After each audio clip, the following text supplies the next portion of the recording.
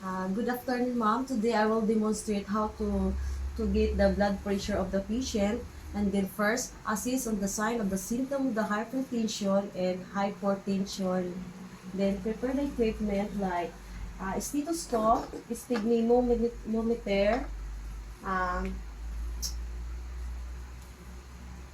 and blood pressure.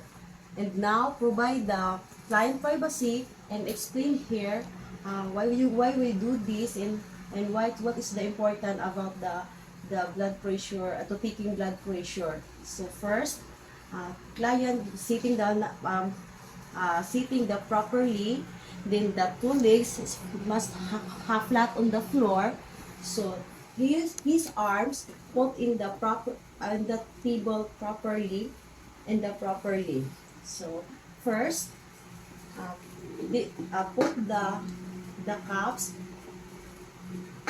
So before to proceed the next procedure with our getting the proper blood pressure, to taking the blood pressure, you fold first if the sleep of the patient, and you just, if you don't know the previous, the systolic blood pressure estimated, then we just started.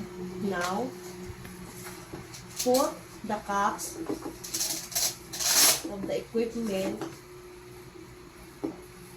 of his arms,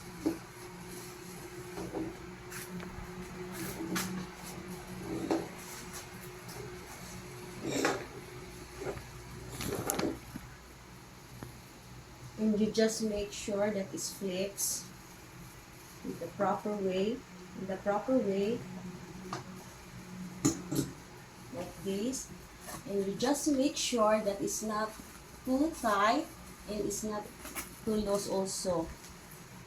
Then you just make sure that the patient is not from being the open ones or the fistula. And then measure the artery of the, check the pulse rate in the patient, like in two.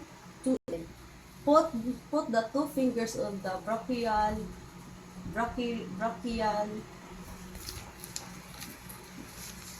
and now put the two fingers of the index fingers of the brachial.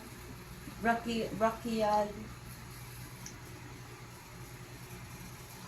the fingers in the brachial pulse, and then put the gauge at the up of the cuff of the cuff, and then put the and now close the valve, and then put the fingers here, and then feel the pulse rate of the patient, and restarting the pump of the valve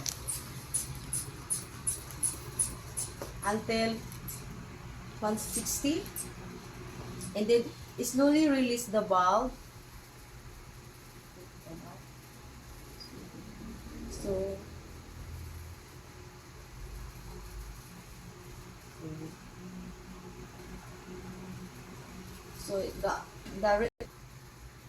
So the systolic, the pulse rate of the patient is 120, so you must add 30 per millimeter. So the total is 150 is the systolic pressure, the systolic pressure. And now take off the cups of the blood pressure equipments. You must remove from the hands of the patient, and then you just make sure, because it's not the initial pulse rate of the patient. And then put back again the cups of the patient,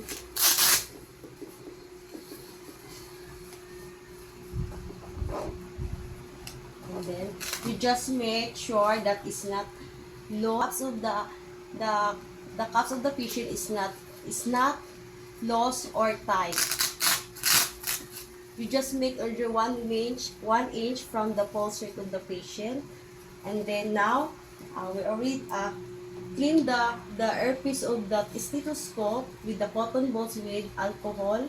And now, put the stethoscope at your ear.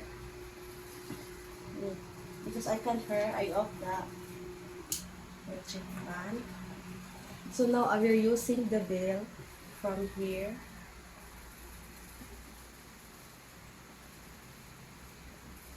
Okay. Put the bridge.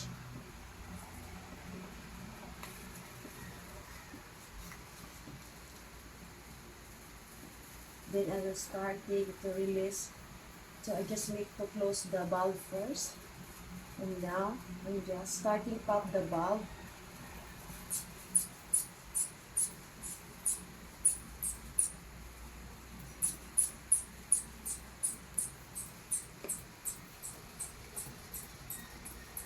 Then until 160. Then I slowly to release.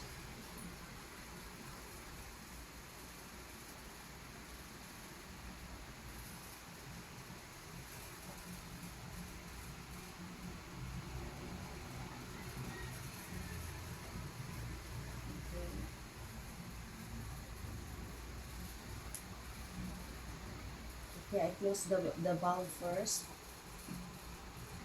Okay, the valve first because what I put in here was the diaphragm as well. And then now I'm going to remove the cups from the patient.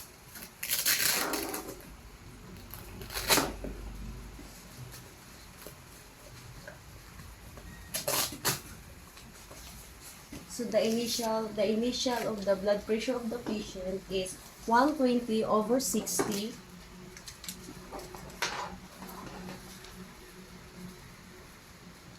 Go na. And now repeat the above step once or twice if needed to confirm the accuracy. If the initial examination, repeat the procedure on the client in the other hand, and the document is the respiratory rate, date, rating, and character of the appropriate. And that's it.